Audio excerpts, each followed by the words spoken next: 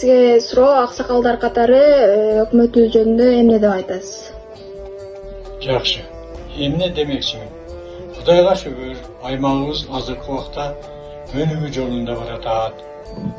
Учурда өнүгүү жолунда 5 жылдын ичинде бир топ өзгөрүүлөр болду.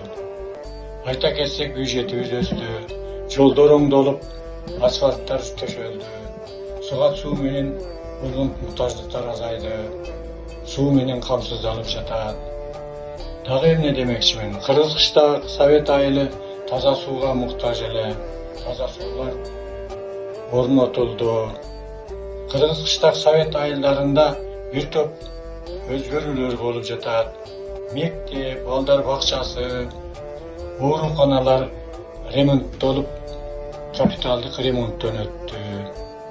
Эң негизгиси айылдык кеңеш менен өкмөтүбүздүн ортосунда мамиле оңолуп, биргеликте, ынтымакта дайыма иштеп жатышат. Аймагыбыздагы 13 айыл көйгөйлөрү өз убагында чечилип жатат. Буюрса мындан арыда мектеп курууга, социалдык объекттерди курууга мүмкүнчүлүктөр түзүлүүдө. Оңдоо түзүүгө бюджеттен акча бөлүнүп жатат.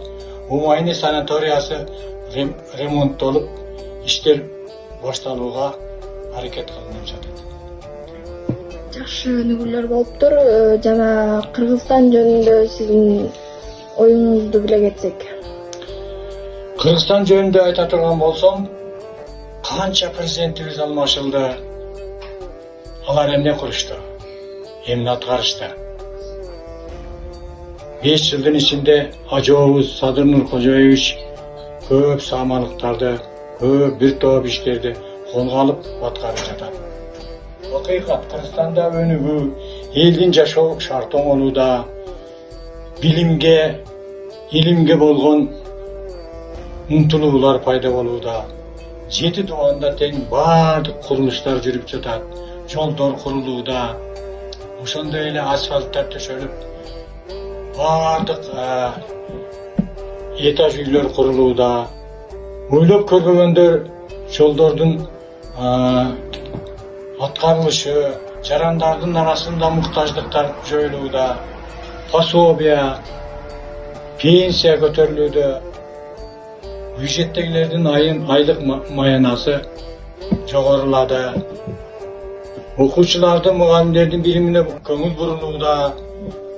Инвестициялар тартылууда. Деги эле ажообуздун аракети зор.